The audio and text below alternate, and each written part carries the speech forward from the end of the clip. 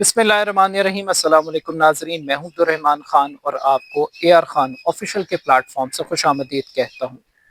नाजरीन, बांग्लादेश में नए अवामी एहतजाज की वजूहात क्या हैं? क्यों लोग तारीखी इमारतों को नजर आतिश कर रहे हैं? और सबसे बढ़कर, क्या शेख हसीना वाजिद भारत में बैठकर बांग्लादेश में कामयाब सियासत कर सकेंगी? इन तीन बुनियादी नुकात पर आज के इस व्लॉग में हम बात करेंगे। मीडिया रिपोर्ट्स के मुताबिक गुज़श्ता रोज़ अवामी लीग की जानिब से सोशल मीडिया प्लेटफॉर्म पर यह ऐलान किया गया कि शेख हसीना वाजिद वो भारत से बैठकर अवामी लीग के रहनुमाओं से खिताब करेंगी सोशल मीडिया प्लेटफॉर्म के ज़रिए। अब ये खबर जंगल में की आग की तरह ये फैली और एक आग की तरह इसने एक तूफान क्रिएट किया और लोगों के अंदर एक गुस्सा पैदा हुआ और एक रिएक्शन पैदा हुआ। और इस रिएक्शन की वजह यह थी कि लोगों ने ये फैसला किया कि शेख हसीना वाजिद के इस खिताब में हमने खलल पैदा करना है, इसको होने से रोकना है और इनको दोबारा पनपने नहीं देना। बांग्लादेश के अंदर इनकी सियासत के अंदर जो एंट्री है उसको मुकम्मल तौर पर हमने रोकना है। तो इस मकसद के लिए जो ऑल्टरनेटिव ग्रुप है, मुखालिफ ग्रुप है नौजवानों का, स्टूडेंट्स का, एक बड़ी तादाद में वो लोग निकले और उन्होंने भी एक एहतजाज की कॉल दी और इसको बिल्डोज़र जुलूस का नाम दिया गया। लोग अपने साथ औजार लेकर आए, बिल्डोज़र लेकर आए, क्रेनें लेकर आए, खुदाई वाली मशीनें लेकर आए और उन्होंने सबसे पहले अवामी लीग की उन तमाम निशानियों को टारगेट किया जो किसी ज़माने में रोब की, हैबत की और दबदबे की निशानी तस्वुर होते थे। तो सबसे पहले शेख हसीना वाजिद का जो आबाई घर था शेख मुजीबुर रहमान का, उस घर को गिराया गया और उसके बाद मुल्क के मुख्तलिफ शहरों में शेख हसीना वाजिद के ख़ानदान के अफराद, उनकी पार्टी के अफराद, उनके घरों को नजर आतिश किया गया और ये सिलसिला रात भर चलता रहा और बाकायदा तौर पर रियासत के किसी भी इदारे ने इस पूरे आग लगाने की कैंपेन के अंदर किसी को रोकने की या रुकावट पैदा करने की कोशिश नहीं की। ये मीडिया रिपोर्ट्स ये दावा कर रही हैं। लेकिन इस एक वाक़ये के बाद ज़्यादा इम्पोर्टेंट चीज़ ये थी कि ये जो घर जलाया गया इसकी एक अपनी तारीख़ है। यही यही वो घर है जो कि 1971 में जहाँ से शेख मुजीबुर रहमान ने बांग्लादेश की आज़ादी का ऐलान किया था। यही वो घर था जहाँ पर 1975 में शेख मुजीबुर रहमान को उनके ख़ानदान के अफराद के साथ कत्ल कर दिया गया था। यही वो घर था जिसे शेख हसीना वाजिद ने बाद में एक कौमी म्यूजियम के तौर पर कन्वर्ट किया और इस कौमी यादगार को, जो फादर ऑफ द नेशन का घर था, जो झूठ पर मबनी था, नफरत पर, धौंस पर, धांधली पर मबनी था, उसको फिर अवामी गज़ो गज़ब का निशाना बनाया।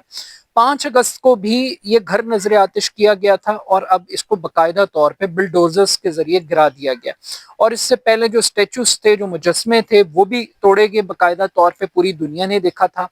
लेकिन इस अवामी गैज़ो गज़ब से सबक सीखने की बजाय शेख हसीना वाजिद ने एक तारीखी जुमला अदा किया और वो तारीखी जुमला ये था कि आप घर गिरा सकते हैं, इमारतों को तबाह कर सकते हैं, मगर तारीख को मिटा नहीं सकते, तारीख को बदल नहीं सकते, भुला नहीं सकते। ये भी एक फैक्ट है, तारीख यकीनन हमेशा याद रहती है और लोग, ये जो कुछ हो रहा है ये भी एक तारीख है जो कि हमेशा लोगों को याद रहेगी। लेकिन ये सब कुछ क्यों हुआ? ये इस वजह से हुआ कि जब सियासतदान डिक्टेटर्स बनते हैं और अपनी डिक्टेटरशिप के नशे में अवामी हकूक के ऊपर डाका मारते हैं, आज़ादी इजहार पर पाबंदी लगाते हैं, करप्शन करते हैं, बैड गवर्नेंस करते हैं, जबरी गुमशुदगियाँ करते हैं। क्योंकि शेख हसीना वाजिद के ऊपर जो सबसे बड़ा एलिगेशन था वो ये था कि उन्होंने अपने सियासी मुखालिफिन को फांसियाँ दी हैं, उन पर झूठे मुकदमात कायम किए हैं, उनको जेलों में बंद किया, उन्होंने मीडिया के ऊपर कदगन लगाई है और जो सबसे बड़ा गिला था यूथ का, वो अपॉर्चुनिटीज की कमी थी, वो लेवल प्लेइंग फील्ड नहीं थी मिडिल क्लास के पास और एक कोटा सिस्टम था जिसके जरिए एक्सप्लॉयटेशन की जा रही थी सोसाइटी के अंदर। और इसी कोटा सिस्टम से एक तहरीक शुरू हुई और उस तहरीक को कुचलने के लिए ताकत का इस्तेमाल किया गया, गोलियां चलाई गई, کریک ڈاؤن کیا گیا، مگر یہ تحریک رکی نہیں اور ایک عوامی انقلاب کے اندر کنورٹ ہو گئی۔ اور یہ جو تحریک تھی، اس تحریک کو چنگاری بھی شیخ حسینہ واجد کی طرف سے لگی جب انہوں نے یہ کہا کہ جو احتجاج کرنے والے ہیں یہ رضاکار ہیں، اور رضاکار کا مطلب یہ ہے کہ یہ وہ لوگ ہیں جنہوں نے 1971 کی جنگ میں پاکستان کا ساتھ دیا تھا، پاکستان کی فوج کو سپورٹ کیا تھا۔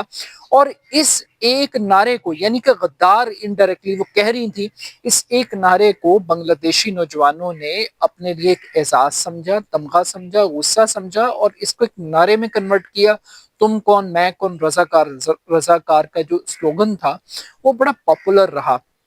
بٹ سٹل یہ جو اقتدار تھا 15 سال کا، شیخ حسینہ کے پاس تاریخ میں جگہ بنانے کے لیے ایک بڑی اپرچونٹی تھی،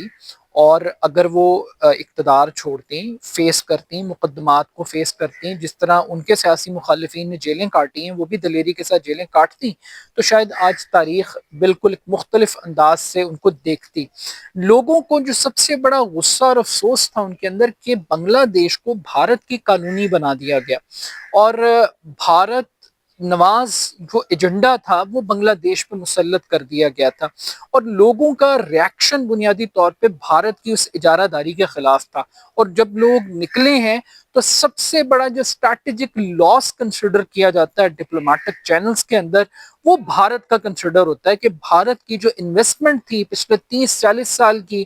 کہ وہ کریڈٹ لیتا تھا بنگلہ دیش کو، مشرقی پاکستان کو توڑنے کا، بنگلہ دیش کو بنانے کا، اور یہ بھارت نے اس کریڈٹ کو باقاعدہ طور پہ سیلیبریٹ کیا کہ اس نے پاکستان کے لیے اس خطے کے اندر ایک دشمن پیدا کیا۔ اب یہ ساری کے سارے اسٹریٹجک لاسز کے بعد ایک مرتبہ پھر شیخ حسینہ واجد کی طرف سے ایک نیا گیم پلان بھارت کی طرف سے ڈیزائن کیا گیا، جس کے اندر یہ فیصلہ کیا گیا کہ ہم گراؤنڈ چھوڑنے کی بجائے بھارت سے بیٹھ کر بنگلہ دیش کو کنٹرول کرنے کی کوشش کریں گے اور ایک مرتبہ پھر عوامی طاقت کو اکٹھا کریں گے۔ لیکن لگ یہ رہا ہے کہ جو اسٹوڈنٹس ہیں وہ اب اس ریموٹ کنٹرول لیڈرشپ کو قبول کرنے کے لیے تیار نہیں ہیں، اس ڈکٹیٹرشپ کو ایکسیپٹ کرنے کے لیے تیار نہیں ہیں۔ اس وقت بنگلہ دیش کے اندر ایک عبوری حکومت بنی ہے، اور جو عبوری حکومت ہے اس کے لیے ایک بڑا چیلنج یہ ہے کہ شیخ حسینہ واجد تو اس کرپٹ نظام کا چہرہ تھی، نظام ابھی وہیں پر موجود ہے، اس کو ریفارم کرنا ہے، الیکشن ریفارمز لے کر آنی ہے، گورننس کے سسٹم کو بہتر کرنا ہے، میرٹ کی پالیسی لے کر آنی ہے، کوٹا سسٹم کو ایبسلیوٹ ریجیکٹ کرنا ہے، لوگوں کو ایکول اپرچونٹیز دینی ہے۔ یہ ایک بہت بڑا مینڈیٹ اور کام ہے جو ان کو کرنا ہے۔ اور جو بلڈوزرز کا جلوس نکلا ہے اس کے اندر بھی ایک نیا سلوگن آیا، اور وہ یہ آیا کہ 1972 کا جو آئین ہے وہ کہتے ہیں اس آئین کو بدلو، یہ شیخ مجیب کو سپورٹ کرتا ہے، اس میں اس کی عکاسی ہے، اس میں عام آدمی کی عکاسی نہیں ہے۔ اب اس پوری بھارت دشمنی میں شیخ حسینہ سے جو نفرت ہے، یہ پاکستان کے لیے گولڈن اپرچونٹی ہے کہ 30 سال کے بعد پاکستان دوبارہ بنگالیوں کو انٹریکٹ کرے، ان کے ساتھ پیپل ٹو پیپل کانٹیکٹ کرے، اپنا پوائنٹ آف ویو جو ہسٹوریکلی پاکستان کے بارے میں، پاکستان کی فوج کے بارے میں ایک نیگیٹو امیج کریٹ کیا گیا ہے اس کو دور کرے، اور جو سپیس اس کو ریجن کے اندر مل سکتی ہے اس سپیس کو کیپچر کرنے کی کوشش کرے۔ مگر اس کے لیے long term, short term, mid term Pakistan کو کچھ نہ کچھ پالیسی میئرز لینے پڑیں گے، جو کہ پاکستان لے بھی رہا ہے۔ بٹ سٹل بھارت ابھی کم بیک کرنے کی کوشش، اسٹریٹجی ضرور استعمال کرے گا، لیکن at the end of the day I think کہ جو باٹم لائن ہے وہ یہ ہے کہ اب جو بنگلہ دیش کی یوتھ اور نوجوان ہیں وہ اینٹی اسٹیٹس کو ہیں، وہ جو اجارہ داری ہے، جو مسلط کرنے کا سسٹم ہے رجیمز کو، وہ اس کو ایکسیپٹ کرنے کے لیے تیار نہیں ہے۔ تو یہ مجھے لگتا ہے کہ شیخ حسینہ واجد کی سیاست اب ختم ہو گئی ہے، کم سے کم وہ سیاست وہ بھارت سے بیٹھ کر بنگلہ دیش کے اندر نہیں کر سکتے، کیونکہ فرار لیڈر دلیری کی علامت نہیں ہوتا، وہ بزدلی کی علامت ہوتا ہے، اور بزدلوں کے ساتھ لوگ نہیں کھڑے ہوتے، قومیں نہیں کھڑی ہوتی۔ اپنا فیڈ بیک مجھے ضرور دیجیے گا، میرے YouTube channel A R Khan official کو ضرور سبسکرائب کیجیے گا۔ بہت شکریہ، اللہ حافظ۔